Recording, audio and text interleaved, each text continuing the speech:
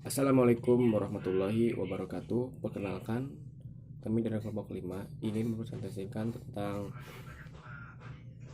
perkembangan peradaban Islam di dunia. Oke, sebelum kita lanjut ke materinya, eh, nama-nama kelompok ada Ahmad Suherdi, Bagas Efrianto Setiawan, Fitri Fadilah, Jihan Nurwahyuni, Kurnia Maulidina, Nanda Maulia Rahmawati, dan saya Raja Alpalak. Oke, pada kesempatan kali ini saya akan mempresentasikan tentang peradaban Islam di dunia. Oke, sebelum kita lanjut, apakah itu sejarah peradilan Islam? Untuk sebuah kajian yang sangat penting dilakukan untuk melihat jejak-jejak masa lalu tentang dalam praktik yang dilakukan oleh umat Islam dalam bidang peradilan sejak Nabi Muhammad SAW sampai masa sekarang. Oke, slide berikutnya, proses masuknya Islam ke Asia yang berkembang ada 3, yaitu 1. Saluran perdagangan. Nah, di saluran perdagangan ini pada abad ke-7 hingga ke-6 membuat pedagang-pedagang muslim turut ambil serta bagian dalam perdagangan dari negeri-negeri bagian barat, tenggara, dan timur benua Asia.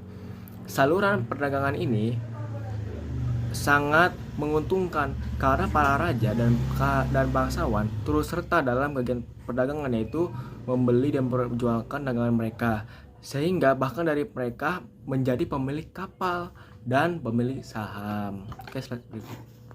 Oke, yang kedua, melalui saluran perkawinan, di mana tokoh-tokoh agama Islam mengajak putra-putri bangsawan yang ada di kerajaan itu, mereka mengajak untuk memilih agama Islam. Nah, sebelum mereka dikawinkan, mereka diislamkan terlebih dahulu. Setelah itu mereka mempunyai keturunan, dan berbagai keturunan itu semakin luas, sehingga akhirnya timbullah daerah-daerah dari kerajaan muslim.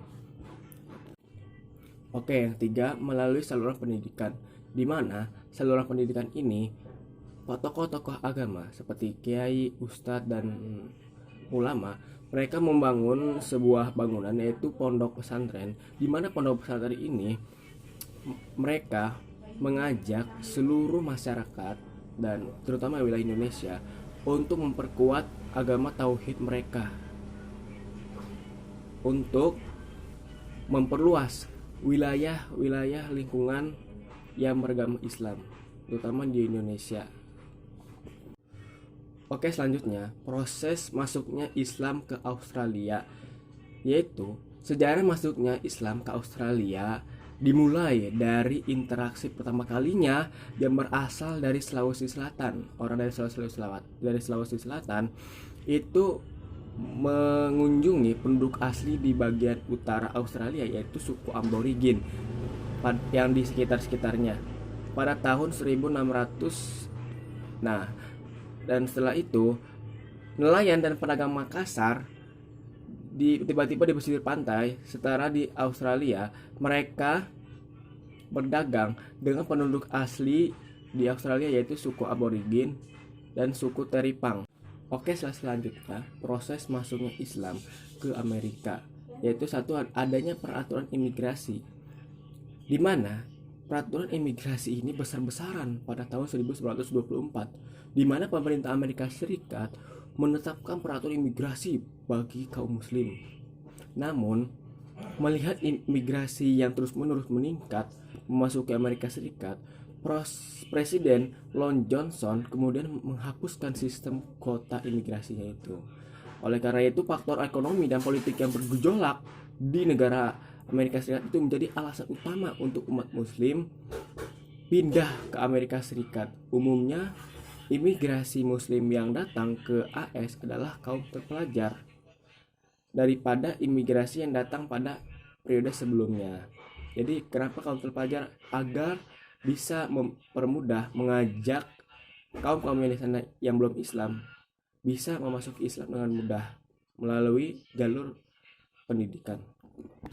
Selanjutnya proses masuknya Islam ke Eropa, yaitu adanya penyebaran tentara Mongol pada abad ke-13. Di antara penguasa negeri yakni dinasti Han yang beragama Islam itu kekuasaannya berpusat di Sungai Volga yaitu di sebelah utara, di Laut Kapita dan Laut Tengah. Ia meninggalkan penduduk muslim di sekitar sungai Volga hingga Kaukasus dan Karenina, tepatnya itu ya, yang terdiri dari orang-orang Tartar. Kemudian mereka menyebar ke berbagai wilayah kekaisaran Rusia. Mereka menjadi penduduk Islandia, wilayah Polandia dan Ukraina, agar bisa mempermudah masuknya Islam ke Eropa itu. Oke, selanjutnya proses masuknya Islam ke Afrika. Islam datang pertama kali ke Afrika pada saat hijrahnya orang-orang Islam dari Mekah atas perintah Nabi Muhammad SAW pada tahun 615. Setelah Islam masuk ke Afrika, tepatnya di Ethiopia wilayahnya, ajaran Islam menyebar di benua ini pada masa Khalifatul Rasyidin. Setelah itu, Islam menyebar ke seluruh Afrika yang melalui pedagang, cendekiawan, dan misionaris melalui cara damai. Dengan cara ini, Islam menyebar ke seluruh dan sekitar wilayah Gurun Sahara. Pada era dinasti Umayyah, tepatnya pada masa pemerintahan Khalifah Al-Wahid pada tahun 706 sampai 715, Islam menyebar hingga ke wilayah Maghribi mereka. Oke, slide berikutnya, faktor-faktor kemajuan peradaban Islam, kemajuan ilmu pengetahuan dan teknologi pada masa kejayaan Islam yang ditunjang oleh beberapa faktor, yaitu satu, terjadinya asimilasi antara bangsa Arab dan bangsa lain, dan kedua, gencarnya gerakan penerjemah, dan ketiga, berkembangnya kebudayaan Islam secara mandiri, dan keempat, termotivasi oleh metode berpikir filsuf Yunani, dan kelima, adanya semangat untuk mencapai kemajuan dalam berbagai ilmu pengetahuan. Yaitu selanjutnya, hikmah yang dapat kita ambil dari peradaban Islam pada saat ini adalah satu, kita harus menjaga nilai-nilai tauhid dan akidah Islam, dan kedua, menjaga persatuan dan kesatuan antara kita, dan ketiga, meningkatkan kesadaran akan pentingnya ilmu pengetahuan, dan keempat, meningkatkan penguasaan ilmu teknologi, dan kelima, menjaga kemurnian ajaran Islam kita. Oke? Terima kasih. Terima kasih atas presentasinya.